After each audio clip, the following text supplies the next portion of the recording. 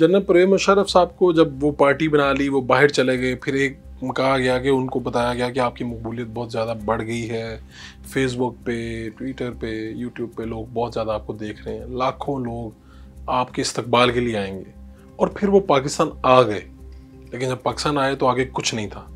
یہ کیا ہوا تھا؟ دیکھیں آپ ہمیشہ پریپیئر کرتے ہیں.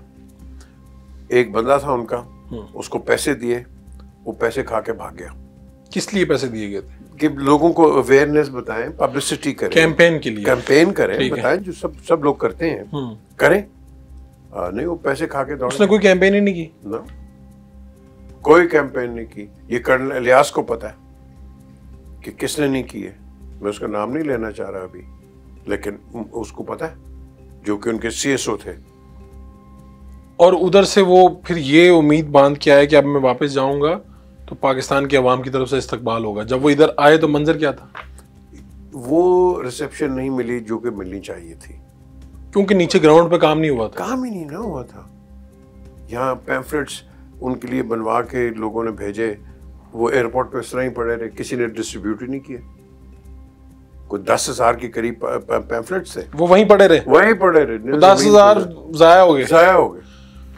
آپ نے جنرل پرویز مشرف کو کبھی کہا کہ آپ نے نواز شریف کو نکال کے اچھا نہیں کیا؟ یار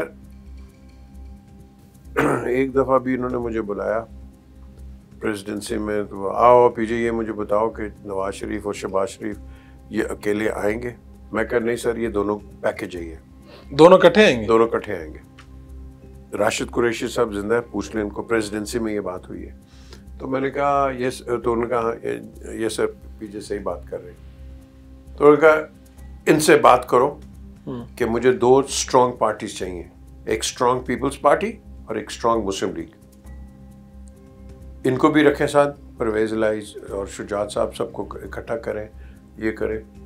اینڈ وہ تو اس قسم کا آدمی تھا. تو لیکن انہوں نے باقی پارٹیوں کے بارے میں کہا کہ وہ بلیک میلر پارٹی ہیں. انہوں نے کہا یہ جو کہتے ہیں چھوٹی پارٹیز ہیں یہ بلیک میل کرتی ہیں، جو کہ صحیح کہتے ہیں، بالکل صحیح کہتے ہیں، اس میں کوئی دو رائے نہیں. تو پھر یہ اسی کے بعد این آر او کی بنیاد بنی، یہی این آر او کی بنیاد بنی. یار این آر او کی کئی اور آپ کون تھے جنہوں نے انہیں کہا کہ این آر او، یا ان کے ذہن میں کہاں سے آئے؟ یار اتنی انویسٹیگیشنز ہوئی تھی، یہ جو پیسہ باہر گیا، کرپشن ہوئی، کہ آپ کے جو لوگ انویسٹیگیٹ کرنے والے تھے 5 اسٹار ہوٹل میں رہ رہے تھے جا کے. ان کے ایکسپینسز اتنے زیادہ پڑ گئے تھے کہ آپ اتنی ریکوری نہیں کرتے جتنے خرچے کر گورنمنٹ آف پاکستان کے وغیرہ. تو جنرل صاحب نے میں پوچھا تھا، میں آپ جو آپ سوال کریں، کہتے یار میں نے کہا حکومت کے اتنے پیسے جا رہے ہیں، ان کو ایک دفعہ ان کو این آر او کر دو، معاف کر دو، کم از کم حکومت کے پیسے تو نہیں اس طرح جائیں گے. کہتا ہے رزلٹ بھی کوئی نہیں نکل رہا. دیٹ از وائی وہاں سے انہوں نے کہا کہ یار اس کو ختم کرو. اور پرویز الہی جب کہا کرتے تھے کہ میں 10 مرتبہ بھی ان کو ہم وردی میں منتخب کروائیں گے، اور اس کے بعد کا منظرنامہ کچھ مختلف تھا. طلال چودھری بھی کرتا تھا. طلال چودھری کیا کہتے تھے؟ کہ 10 دفعہ وردی میں رکھیں گے. یہی بیان ان کا بھی تھا. یہی بیان تھا. آپ نے نواز شریف کو پڑھا نہیں سوشل میڈیا پہ؟ دیکھا نہیں آپ نے؟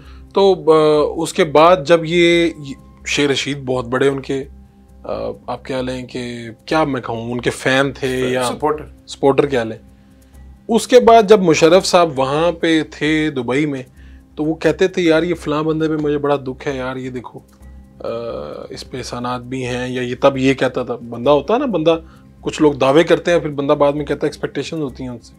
تو کچھ لوگ ایسے بھی تھے جن کے بارے میں وہ اس طرح سے سوچتے تھے.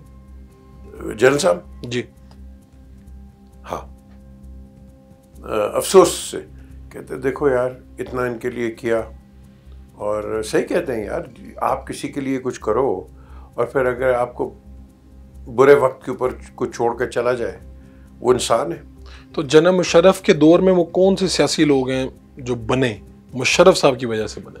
یار بے تحاشا بنے، بے تحاشا بنے، بے تحاشا لوگ بنے، اس میں کوئی شک ہی کوئی نہیں ہے. آپ کو مانے نہ مانے، یہ کون تھے یار؟ یہ انہی کے وقت کی کئی لوگ پیداوار ہیں.